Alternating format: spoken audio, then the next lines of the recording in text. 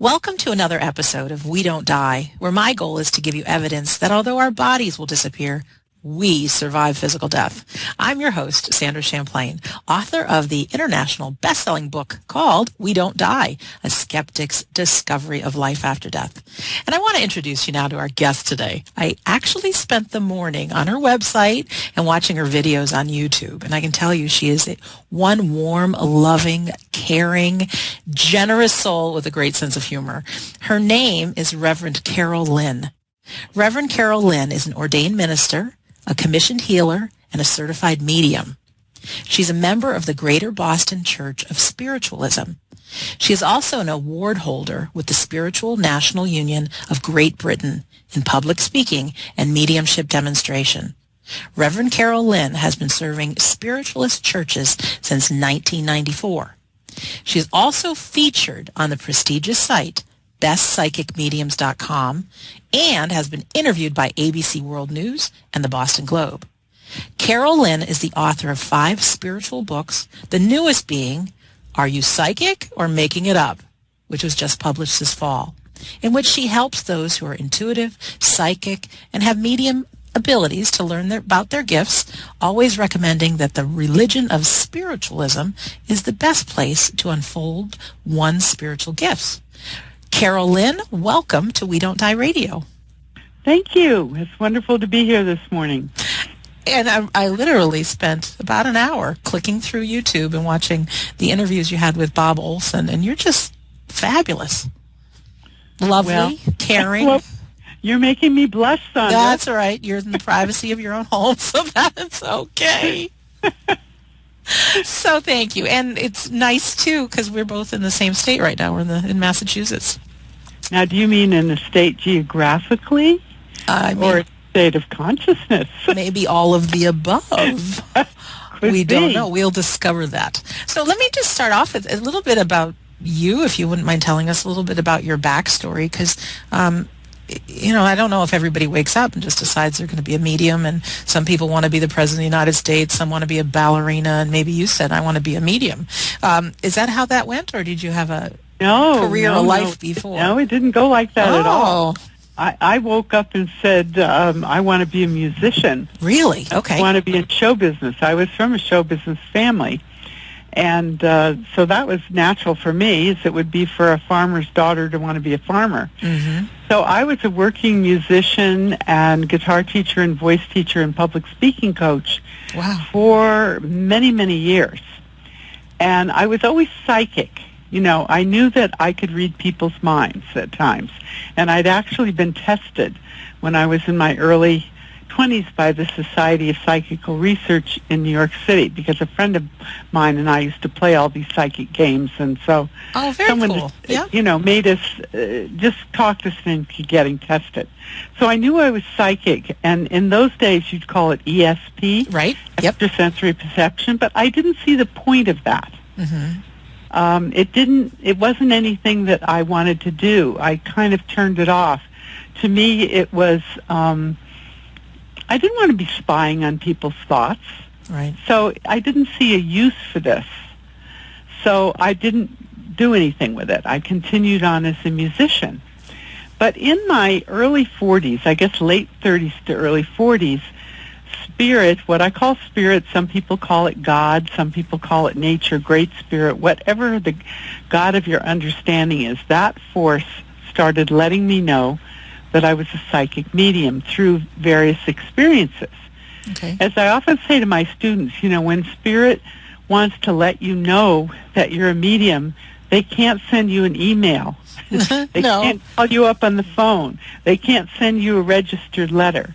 What they can do is present you with experiences that are sacred and mysterious, and that start letting you know that's who you are, and bring you to a point where you make a decision. Do I want to get involved with this and develop it, or do I want to find a place for it in my heart, but not have it as my profession or as too big a part of my life?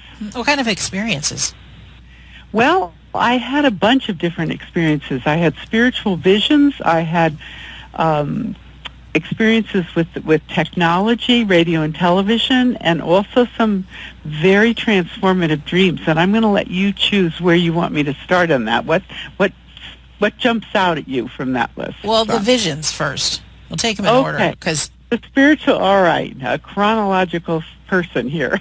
Good. Well, it's only because I wrote them down, and I thought, well, I'll just go here. No, because, I mean, I'm a very visual person, and the first thing I'm thinking is, you know, because I know I've had some visions, but they've been in my head, but are yours outside your head? Well, you know. Well, so no. This first vision was just incredible. Okay.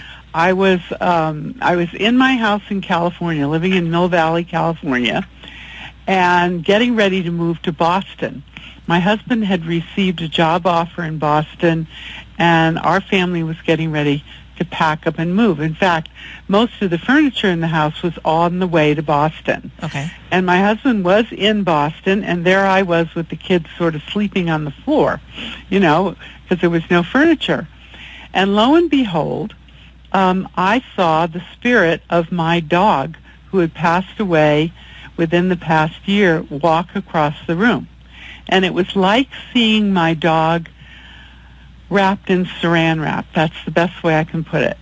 I could see through it. It wasn't full of color, but I knew that was my dog. Wow. And when the dog had passed away, I had buried her ashes on the property in California. And what I felt, no, excuse me, I had not yet. I'm mixed up here. Okay. When the movers came to pack up the house, the ashes were on the truck on the way to Boston. I hadn't even really thought about it, because this move happened so quickly that I didn't even know what was on that truck. So the message from my dog was, I don't want my ashes to be going to Boston. I want to be buried on this property. Oh. So that was a very, very powerful image. So I moved to Boston, and I believed that. I wasn't frightened by what I saw. It was just my dog talking to me. It was so natural. And so I had to make a business trip back to California. About 6 weeks after I moved, I brought the ashes back and buried them on the property. Wow. Where they are today. So that was my first experience. And then I guess what happened from there, my next vision came out of the fact that one day I was in a bookstore, and I saw this book, and it was just kind of an interesting book called Opening to Channel. Okay. And it caught my eye, and I read it. And so I started channeling.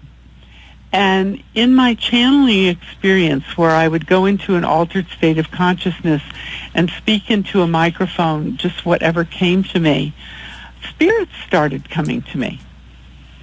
And one day I was channeling for a friend of mine, and a man came through. His name was Charles. I knew what he looked like. And, you know, I mean, I for my friend, her grandfather came through, and another relative came through one day when I was at her house. I suddenly had a vision of one of her loved ones by the refrigerator. And these were all objective visions, which means I saw them outside of my mind. Interesting. Okay. Very, very much like I'd seen my dog. I could see through it, but yet I knew what it was. So this kind of got my attention. Of course. These visions. Yeah. And you're getting the confirmation now, besides just the psychic stuff, that people are coming through you and you're connecting right. with So this dead is people, a really right?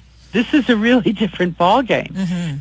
Because unlike I'm not saying that psychic ability isn't worthwhile, because the psychic ability and the energy that is psychic, I now realize, is what drives all the different kinds of ways we can help people with energy work, with mediumistic readings, with psychic readings that are truly transformative. It's the building blocks, that psychic energy. But when I was younger, I didn't see a reason for it. But now that I was seeing spirits, I saw a reason for having the psychic energy, and I saw a reason for looking into this. Because now first of all, I'm fascinated. Yeah, right. You know, but what's happening? Am I making this up? Well, I can't really be making it up, because these friends of mine are recognizing these relatives that I never met. But still, Sandra, I was such a skeptic that I think I was doing readings professionally for a number of years, and I was still looking for a way to find that maybe I'd made it up. Maybe it was a good guess. Maybe the client tipped me off. Do you know what I mean? Right, yeah. But at a certain point, I had done so many readings and people had recognized so many things that I couldn't possibly have known. I gave up being a skeptic, and I said, this is real. There's no way I could guess all that. Oh, that's such good news. I mean, I've heard this before, but you just flooded me with goosebumps. That like, this is real. Yeah, and when you realize it's real, then your life changes. You know, your life just changes because, picture the world. And just for, talk's sake, let's say that the world has a diameter in your mind of 6 inches. Obviously, it's much bigger than that, but just the visual. Okay. Well, when you suddenly know that there's an afterlife, that 6 inches expands into infinity. Mm-hmm. You're now part of something that is so much bigger, so much greater, so much vaster that you don't even know where it ends, if at all. Right. And things have meaning, whereas before I might have felt like a victim, that something happened to me. It's like, oh, well, what if this happened so that I would grow because I will continue on? Like there's meaning to it, Yeah, that's a very interesting topic. That could kind of get us off in a different direction, but shall we go on a sort of sidetrack for a minute? Yeah, sidetrack, and then we'll go back, because I want to ask you about technology. So let's have our little sidetrack. I am not in line with a lot of other psychic mediums and spiritual teachers who believe that everything happens for a reason. Right. I'm not there. It might be true, but I think there are things as real accidents that happen to people, and that we get sick sometimes because there's germs and not because we're trying to learn a lesson. I do feel that the way we respond to these things that happen to us is where the lesson lies, because we have lots of choices about how to respond to things. But I just don't think that everything happens because we signed a contract before and that it's all laid out. Yeah, it does seem kind of silly. This is a controversial issue, but I just want to point that out. Well, one thing I don't say this often on the shows, but we've had all kinds of people as guests, Carole Lynne, and it's, you take what you can to empower your life. If something doesn't resonate, well, throw it away. Something does, hang on to it and use it and have a great life, So I think... and I hear different stories about what it's like when people die, and that there's all kinds of different stories, and it's just like, well, what do you believe? And I know that'll take us down another tangent, so we can get back to that. But anyways, it's just really from these interviews, it's like I'm really out for 2 things. One is to hear some evidence why you believe in life after death, and because that really helps us believe in life after death. And then also, how do we live our life? Because I think it's great to visit a medium, to learn things, but a lot of people go, and I don't want to say are addicted to it, but kind of. They're looking for answers rather than, what can empower us to live life fully. Well, they become reading junkies. Yeah. That's easy. And that's not a good idea. No. Not a good idea. Mm-mm. That's turning over your personal power to somebody else. Right. And I know power, taken in this context, it feels good when you can accomplish something and you look back and, okay, this is where I started, this is where I am now. You feel that sense of accomplishment. It can fuel you. I mean, that's all from choices we make, not looking for something outside of ourselves to tell us what to do. So there's a good sense of satisfaction and gratitude. So let's go back to... Okay. We're on track now. Yeah. We're never... It's all fun. Want to hear about the technology? Yes, I do. Well, the technology experiences were amazing for me. And that may have been the way that Spirit chose to really make me into a believer, because I grew up in a radio and television family. So technology is something that was part of me. And so when I was channeling, there would be times that the energy that I am connected to would make me want to turn on the television. Now, this was the 80s, and we didn't have remotes then. We turned the channels. Those days, we turned the channels by hands. Right. But I would be channeling something like, I was a public speaking coach at the time. So one day I'm channeling a public speaking exercise that I'm going to do. Now, of course, when I went to these big companies, I didn't tell the CEOs that I had channeled this exercise. I just said, this is a great exercise. But I had this one exercise that I was channeling that had to do with looking down upon the earth when you have stage fright and realizing, that you're just a tiny, tiny speck on that earth. Mm-hmm. And when you get into that kind of awe of what a huge universe it is and what a tiny speck you are and that you're connected to the one of humanity, it's pretty hard to have stage fright because you're not so self-conscious. Right. All right, so I'm visualizing this and I'm recording faithfully this exercise I'm going to have students do. And then I hear the voice that speaks to me say, turn on the television set. So I go to the television set and I hear, turn to the next channel, stop. The picture that comes up on the television screen is the same picture I've just channeled. It's an astronaut looking down on the earth. The only difference in the picture in my channeling session was that there was no spacesuit involved. It was just me in space, and now I'm looking, but it was the same picture. And then I had another one where I said to this voice, I said, okay, I'm channeling about vegetables now. If you're so hot, prove to me that you can bring something up about vegetables. So I was told to go to the television set. And I turned the television set on, and I went from channel to channel, and I ended up on a, that show Cheers. Yeah. All right, so I'm watching the show Cheers, and I'm saying to this voice in my head, I'm saying, see, there's a bunch of guys at a bar. This has absolutely nothing to do with vegetables. And I hear this voice say, wait. So I watch, and within 30 seconds, a waitress walks in the room. She's carrying a big platter of vegetables in her hands and is talking to the guys about how important it is to eat vegetables. That's pretty funny. Okay? So I have one more, and Okay. This was the most astounding one, and I've hardly ever told this story because it just freaks me out in a certain way. Okay. I had this extremely spiritual channeling session in which I felt like there were visions of all the great spiritual leaders of the world, of all the great religions. They walked through this channeling session. Of course, I wasn't believing it, but I was kind of believing it. I just didn't know what to think of it. And then all of a sudden, my cat walks through. So like a good reporter, I'm recording all of this, what I'm seeing, onto a tape. In those days, it was cassette tapes. When the cat walked in, I didn't mention my cat. I had mentioned Mohammed, Jesus, Gandhi, many great spiritual figures. But when my cat walked in, I thought, I'm not going to mention my cat. This couldn't be. Well, all of a sudden, the energy was like crashing around me. And I heard, turn on the television set. And I turned on the television set, and the picture that came up on the screen was a full picture of a cat. And my living cat walked in the room at the exact moment. Oh. And it was like a message of, don't you dare edit. Huh. Because I had edited. Do you see what happened there? You following me? I am following you.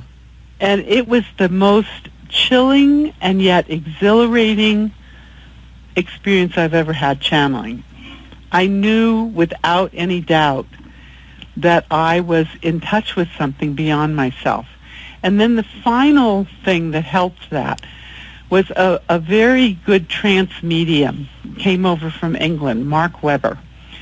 And I used to host a lot of mediums. I was sort of the bed and breakfast for English mediums. That's great. About 10 years. And what a gift that was for me, because I was a student, and here I had these great people sitting across the breakfast table from me, talking to me. At any rate, he gave a seminar in my house for an invited group. And there were about 10 of us, and he went into trance, and he went around the room, and he told each people what their spirit guides were like.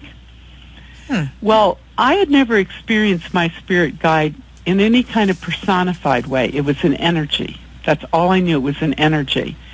And so he went from person to person, and the guides that he described were much more personified.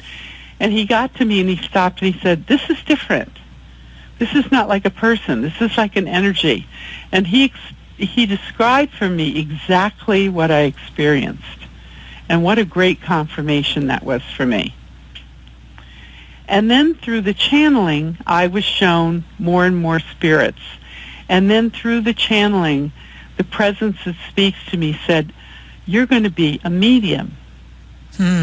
This is what your work is going to be." And that's how it happened. Then I joined a Spiritualist church. I started going back and forth. I'd been going back and forth to England, but... Could you talk a little bit about the Spiritualist Church? I just want to tell you a little bit about my story, kind of how you found the book Opening to Channel. I had some medium experiences, and I just wanted to know more. And there on the shelf was Reverend Rita Berkowitz's book, An Idiot's Guide to Communicating with Spirits. Ah, yes, I know Rita very well. And yeah, she's awesome. And the thing was I read the book cover to cover, and I thought, wow, where could I find a Spiritualist church? Where could I learn more about this? And that's when I turned to the back of the book and found out Rita was 45 minutes from where I lived. I mean, talk about a sign to go meet her and all that stuff. But if you could, I'd never heard of spiritualism before. I had never heard of it before either. Would you tell us about it? A good friend of mine had taken me to a Spiritualist church years before, when I was a working musician, to sing in a coffee house. And I didn't know about spiritualism. I just went there to sing in a coffee house for a fundraiser. And I looked at those people, and I thought, oh, those people are all nuts. I'm never going to be like them. Little did I know that 10 years later I would not only be in spiritualism, but working towards ordination. Right. So, be careful of your first reactions to things, I always say. But, I didn't particularly want to be in a religion, but with discovering I was a medium, I wanted to be part of something where I would have friends, colleagues, teachers. And sometimes I feel like spiritualism should be a philosophy and a center rather than a religion. There's been a lot of discussions about that.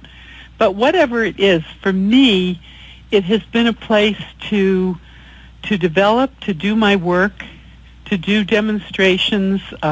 It allows me to do some things where anybody can come and there's no entrance fee. They can come watch me work. So it's really my volunteer work, everything that I do in spiritualism. I do have now, my job is that I'm a professional medium and author, and that's what I do. But my volunteer work is spiritualism. Can you walk us through just like what, if we attended a Sunday service at a Spiritualist church, what that would look like? Because I come from the Catholic faith, and I was like blown away at what happens, especially at the end of a Spiritualist service. Just for people that don't know, what is it like? Well, first of all, you can also go to my website, and there's a whole page on what happens in a spiritual service if you really want to read about it. In the tabs on the left-hand side of the homepage, you'll see spiritualism. Just click on it. Yeah, let me just have a little commercial to give you a mini look. Yeah. Most spiritualist services in the United States start with a healing service and music and prayers. And there are chairs placed in a semicircle, and if you want to sit for healing, you sit in one of those chairs. And then spiritualist healers who have been trained and certified stand behind the chair, and they put their hands on your shoulders and your head only. And it is made very clear by the minister that the healers are not healing. They are bringing through the healing energies of God, of Spirit, the God of your understanding. and that this does not replace medical help when needed. Right. So that's a very sacred part of the service. Then there is usually a lecture, some might call it a sermon, given by the invited guest of the day. Unlike a lot of other religions where you have the same speaker every week because this is the pastor of the church, in spiritualism, because of the mediumship, we don't want the speaker knowing the congregation too well and reading for the same people all the time. So we travel around. Oh. You want to have a flow of people coming through. The pastor of a spiritualist church may only do a service there once a month, or sometimes only once a season, 4 times a year, but they facilitate the service. They lead the healing, but the speakers keep changing. Oh, I didn't know that. That's cool. Yeah. Okay. Yeah. So, and it's been my choice as a spiritualist minister not to be a pastor of a church, but to be more of a missionary minister going around different churches. So the speaker gets up and gives a lecture, and then there's usually more music and the offering.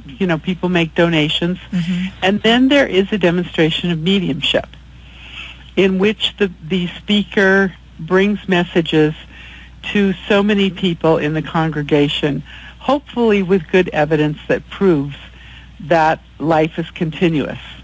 Now, of course, some mediums are very excellent and some mediums are not as excellent. Right. And I always tell people, if you're thinking about spiritualism, don't make your judgment of a church on what happens on a particular day, because next week somebody else is the speaker.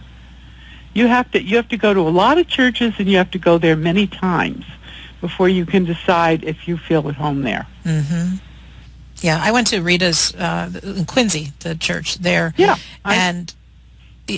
Quincy well. Yeah, and when I was there, the minister came through with a message and just totally what my grandfather looked like, complete with his cane and the German Shepherd that was always by his side, and it was super, super powerful. And then my friend Bob lived in Quincy at the time, and I told him about it. Oh, he says, I don't know if I believe in that kind of stuff. And, well, as it turned out, he came with me to the following Sunday, and he had some real unfinished business with his mom who had passed away.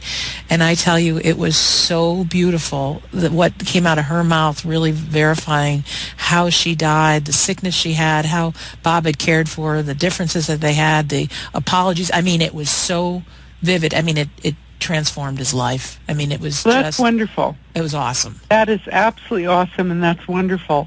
And I have to say, it does not always happen. Yeah, I can get it. So if you're going to go to a spiritualist service, you have to understand that you may not get a message. Only so many people will get a message. Mm. And if you do get a message, it may be like you're talking about, absolutely transforming, or you might not understand it. Right. But, same thing's true when people go to see a big medium on stage. I mean, there could be 1,000 people in the audience. And absolutely. The only way to really know you're going to get a reading is to have an appointment with a medium. Right. And if you're going to do that, I really tell people, make sure, that you're going to have a reading with an educated, tested, and experienced medium. Yeah. Because these days, anybody can just hang up their shingle on the internet and call themselves a medium. Oh, absolutely. Let me just jump over to that. You have been tested, and your interview was with Bob Olson, who I love, private investigator who created bestpsychicmediums.com. What kind of test was involved to make sure you're the real deal? Well, I was tested by a lot of places. Okay. I was tested by Best Psychic Mediums. That was probably the last test I had, in which I had to give him a reading, and I also had to have an interview, and I think I had to write an article. Mm. But previous to that, I'd been tested by the Spiritualist National Union with 4 different test services, where they would, have a group that would evaluate me. And then I was also tested by the American Federation of Spiritualist Churches. So I went through I went through 3 different things, 3 different kinds of testing procedures. And it's very stressful, and it was very strenuous. I wouldn't want to do it again. No, I would think so, because even though Spirit wants you to be a medium, I mean, we all still have this ego and inner voice. There are people who are great test mediums, and those are the people who should sign up for the research project. Right. I probably wouldn't. I've been broached on that, but it's too stressful for me, and I love so much working with my private clients. Right. Where I can work the way I want to, where it's not a scientific test, where we can talk about all kinds of things, because, these sessions, just Spirit changes people's lives through these sessions. And that's what I personally get the most satisfaction out of. I don't care if I'm the most well-known medium in the world. In fact, I can't be too more well-known, or I don't have time to fit in the people, Yeah, I'm sure you might have a waiting list of people that want to I talk to you. do, and this makes me feel really sad sometimes that people have to wait. Is it a long waiting list? Months? Yeah. Oh, yeah. Yeah, oh, yeah. I figured so. Yeah, but it's, I also feel very strongly. I used to have a secretary who booked my readings for me. Right. And I stopped doing that because now I screen people.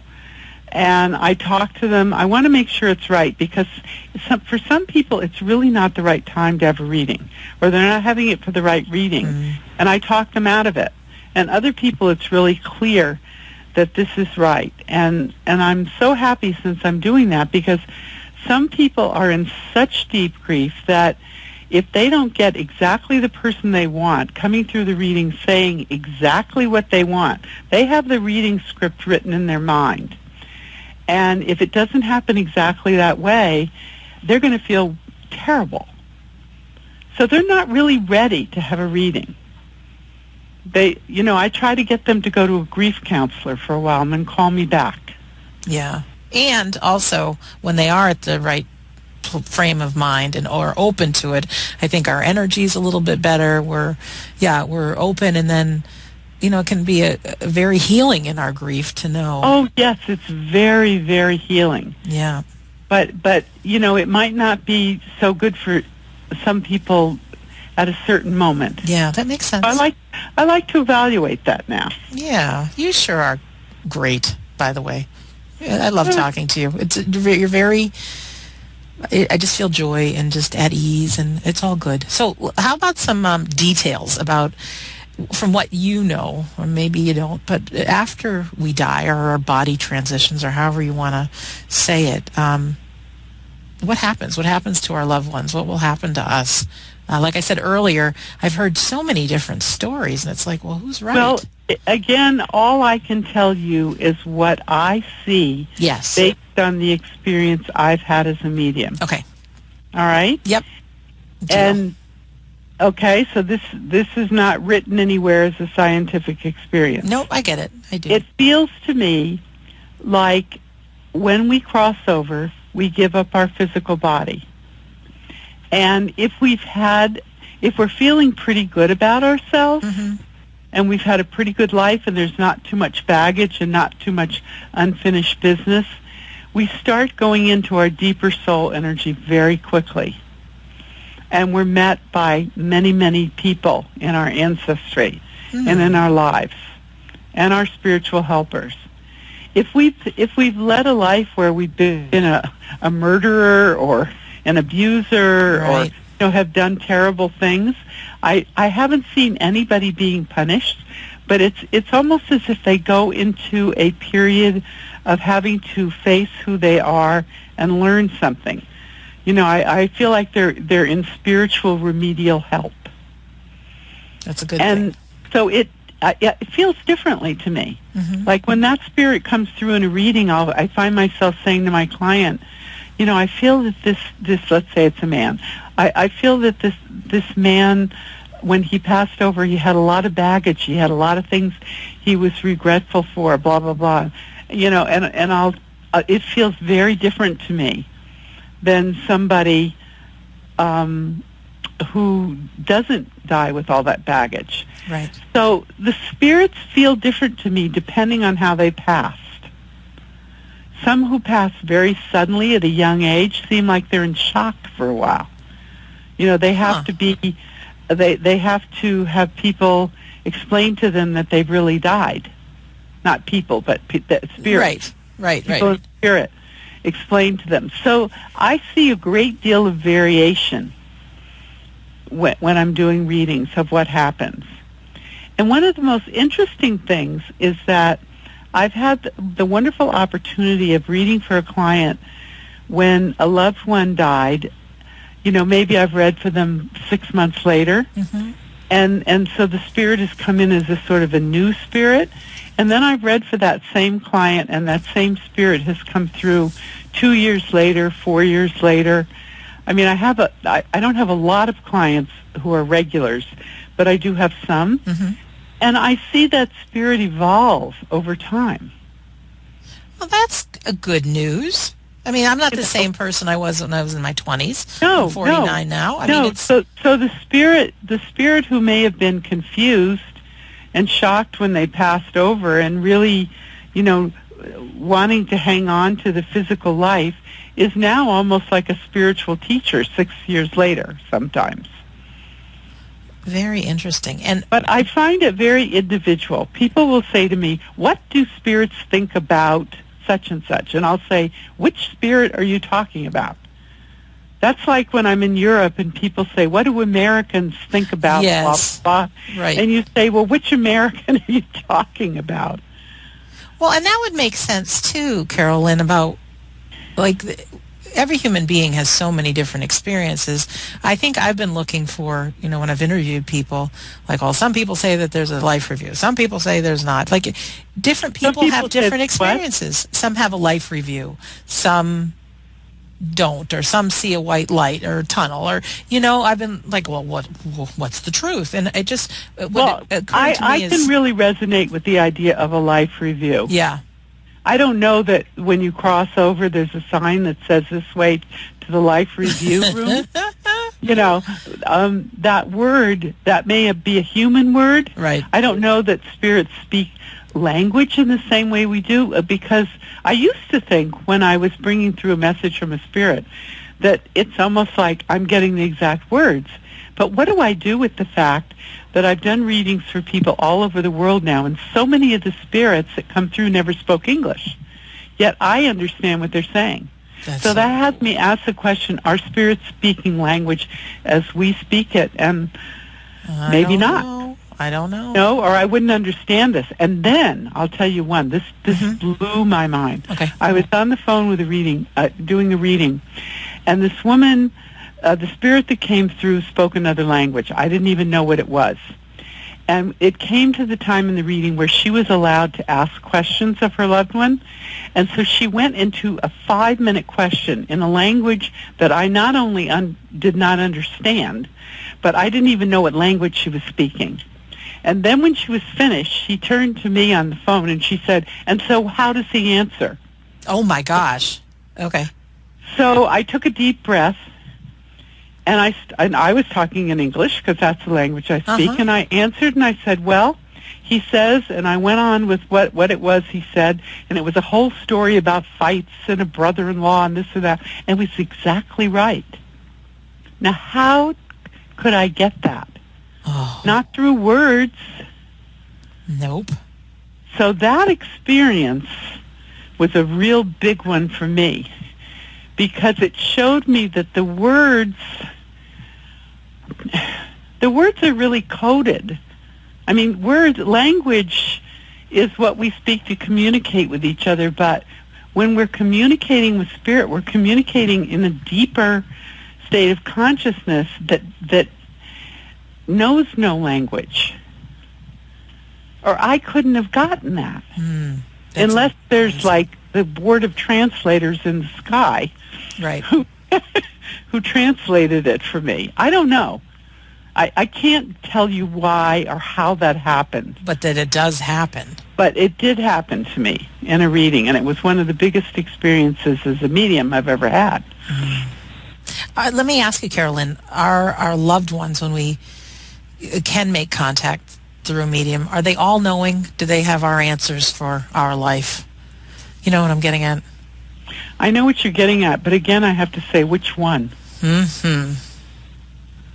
You know, I remember I used to study at the Arthur Findlay College. That's one of the places where I went through a whole program in Stansted, England. Okay.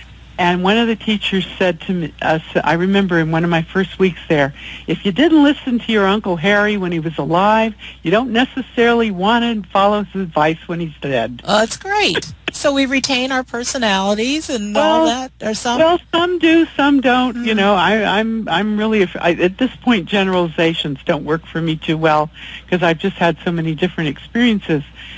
But, you know, messages will come through of advice for my clients from their loved ones, and I always counsel them at the end of the session, contemplate what has come through, but just because it came from your loved one in spirit doesn't mean that it's the right answer for you. You don't have to do it because you have free will.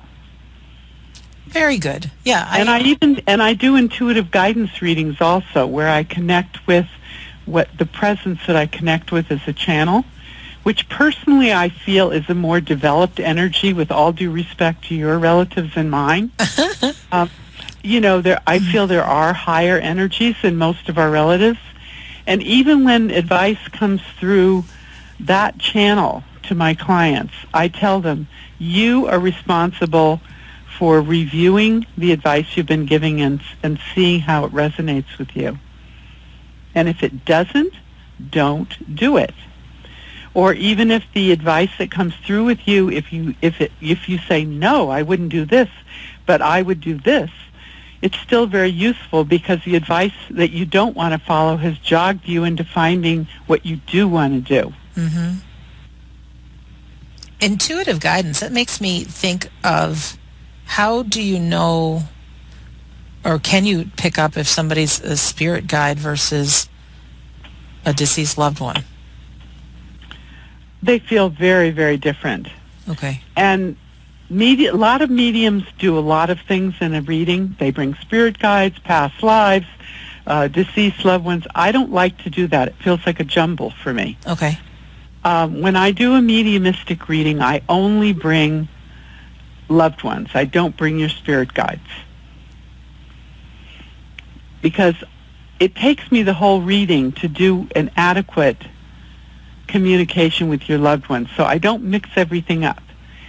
In the intuitive guidance reading, I go into what I feel is a higher consciousness, which I feel the guidance around me that I'm tuning into, I feel is around all of us. So it's your guidance as much as it is mine. That sounds powerful to have a session like that. It is very powerful. The intuitive guidance readings are just, sometimes I am so blown out by them. I do a meditation before I just look at the client's mind, and I say to what I call my guidance, tell me about this client. This is before I'm on the phone with the client. I'm staring at a name, and I write down all these things, and then I tune in on whatever issues the clients ask me to tune in on. And I write down things that have come to me. A lot of times I have no idea. I don't understand what it means. And then I get on the phone or meet in person with the client, and by the time we've gone through the whole reading, we usually can see what that initial meditation meant. It comes full circle. And this is also a wonderful kind of reading because unlike the mediumistic reading where you can't tell me anything because we're trying to prove something, we're trying to prove that we're in touch with a particular loved one, in the intuitive guidance reading, you can say anything you want. We're not trying to prove anything. Guidance can't be proved, and I'm not trying to be a psychic and tell you what you ate for breakfast. And I don't predict the future. So we're really working on issues in your life, and guidance is coming through. And many times the guidance in itself is quite evidential because guidance comes through that the client understands that I don't understand at all, but they do. That's great. I mean, I'm of the real belief, what empowers me from my life is that everything that happens to me, not that it's meant to be, but that there's learning for me. and it's easier to get through life being responsible than being a victim. So if I can remember to do that, it's great. But I think that at the end of my life, I'd like to be looking back at the growth and how I evolved and all that kind of thing. And it is nice to talk to somebody, to have a little guidance along the way. And it would feel good if the guidance was somebody like you channeling or tapping into whatever it is, because it's a very powerful experience, and I just want to pick up on your words that, at the end of your life you want to have evolved. Mm-hmm. Well, the thing that's wonderful about understanding that there is life beyond leaving our physical bodies is that whatever evolving you and I and everybody else on the planet is or is not doing at this moment, that's what we leave with. And we're going to keep on evolving. So why not evolve as much as possible before we cross over? I like that, yes. And then we're going to keep going. So it's an ongoing process. That's great. Which gives us momentum and motivation to evolve ourselves now, but it also lets us know that if we don't get everything done that we want to do in our life, there's still a lot of evolving left to do. Yeah, and here on Earth we're dealing with other people and their stuff. Right? And so just being in our own skin doesn't make it right. I mean, I wish I had a magic wand that I could heal some things and, I know. make a difference. So many times I've said to clients, I wish I had a magic wand and make this all go away. Or in my own life, my own family, but I don't know. It's all a work in progress. But I think knowing that we are spiritual beings. Like when I'm talking to one of my clients, I say, the only difference between you and me and the spirit that we're talking to is that you and I are wearing physical bodies, and this spirit is no longer wearing a physical body. But we are all spirit already. Right. I love that. That's a good picture. And we don't have to wait to visit a medium or talk to one on the phone to realize that our loved ones are around, correct? And talk to... Well, it depends on the person. Some people are so skeptical and so frightened that they're not going to realize it without the help. They need the support. Yeah, that makes sense. Encouragement and proof of a medium. Others are able to realize it and may never need a reading. Yeah. So again, I think everything is an individual specific situation. And there's no right or wrong? It's... I have some judgmental things. Okay. For myself, while I'm very, very glad that there are people to deal with all the really haunted houses and places like that, I don't go there. Right. And I don't want my students to go there. It's just not where I'm comfortable. I'm glad there are people who can do that work, but I don't do that for the same reason that I'm not a policewoman or in the CIA. Right. Yet I'm glad that the police and the CIA exist, but I wouldn't be the right type. Right. So for me, I stick very, very close to the most sacred energy possible. And I advise my clients and students to do that. The people who seem to come to me that get in trouble are the people who are looking for sensationalism, the thrills. They're looking for things that may lead them into experiencing what can be some pretty negative energies. Yeah, and I just don't want that for my life. No, and that doesn't resonate with me either. I've been on some other people's shows, and they want to talk about all kinds of stuff. I'm like, no, that's not my passion. I just, leave it at that. And so, I'm about empowerment and living our lives to the fullest and having relationships that work and joy and learning and experience and all that. And that's just not my cup of tea. So that's okay. It's not my cup of tea either, yet I try not to be too judgmental about it because everybody serves a different function in this earth. And so the people who are able to do certain kinds of work that I'm not able to do are probably very helpful to some of those spirits that they get unstuck, Yeah, that makes perfect sense. Our time's going by very quickly, so I'm not going to end just yet. But what haven't I asked you that you're passionate about that you'd like to share, or if there's anything that you feel in your heart or is coming through that you might want to say? Well, I guess what I'd like to say to listeners is that if you feel that you might have spiritual gifts, that you have a lot of psychic energy, mediumistic energy, healer energy, try not to be frightened. Try to look into it. Don't be gullible. Don't believe everything that everybody says to you, but really try to look into it. And that's actually why I wrote my last book called Are You Psychic or Making It Up? It's not a book about how to be psychic or how to be a medium, but it's a book about how to cope. And I wrote it because so many people were calling me with questions. I'm having this experience, that experience. And while I would love to, I don't have an hour to spend on the phone with everybody. Right. So I took all of their questions, and they're all answered in the book. And so I encourage you not to run away from who you are if you have these gifts, because sooner or later you need to face them and decide what you're going to do with them. Mm-hmm. Are you going to sort of try to minimize them, or are you going to develop them? But you need to know who you are. Otherwise, there's going to be this energy rumbling around inside of you, sort of poking at you and saying, here I am. And the more you try to kind of push it down, the more unbalanced you're going to feel. Mm-hmm. And it keeps knocking at your door from one that... It keeps knocking at your door. Oh, my gosh. And you do not have to become a professional psychic or medium. You don't ever have to do a reading for anybody. You might develop your gifts just for your own personal spiritual transformation. But ultimately you can't hide from who you are. You can't, can you?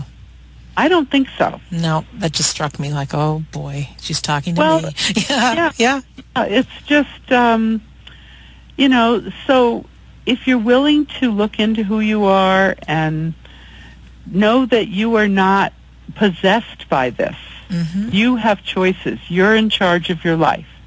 Don't be afraid to look at who you are, because you can choose what you want to do and what you don't want to do. Very, very well said. And with that, I think it's time to bring this all to a close. Yeah, it feels like a natural culmination of the conversation. And the beginning of something new, doing some more research, learning, tapping into what's... I've loved talking with you, Sandra. Oh, thanks. You're giving a real gift to people by doing these interviews. Thanks. And ditto to you for all you do. And just for our listener, just some places to get in touch with Carole Lynne if you're interested. First of all, you can go to WeDon'tDieRadio.com, and there's a picture of her beautiful face and the links to her Facebook page, her websites, and contact information there, and to her books.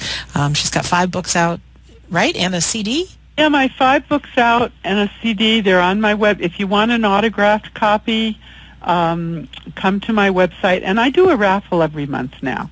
That's fun. If you buy a book, you're in the raffle. And for a free 1/2 hour intuitive guidance reading on the phone. That's awesome. And if you want a lesser price than I'm able to sell to you, then you go to Amazon and you forward the receipt to me, and you'll be in the raffle. Oh, thanks for that. And so these are the books I use with my students. All of my books have been written as a result of the questions you guys have been asking me. So I am responding to you with my books. They're great. Not all about me. They're all about you. I like that.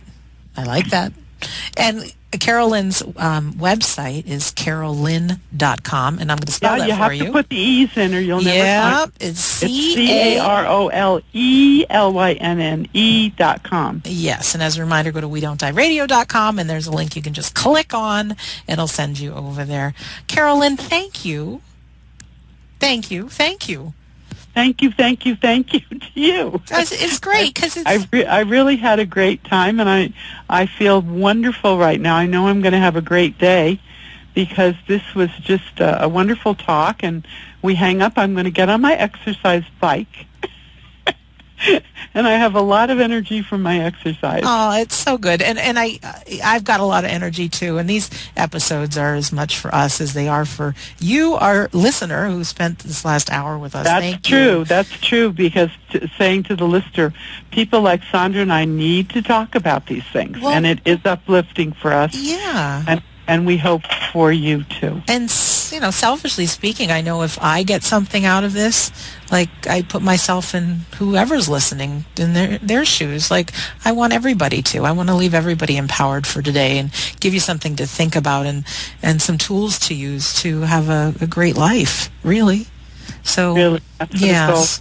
Yeah. So I'm going to just close right now and just say thank you to everybody. Thank you, thank you, thank you. This is Sandra Champlain. I've been your host on We Don't Die Radio. I do believe with all my heart that life is an education for our soul and that your life here on earth is important. So thank you for listening, and we'll see you soon.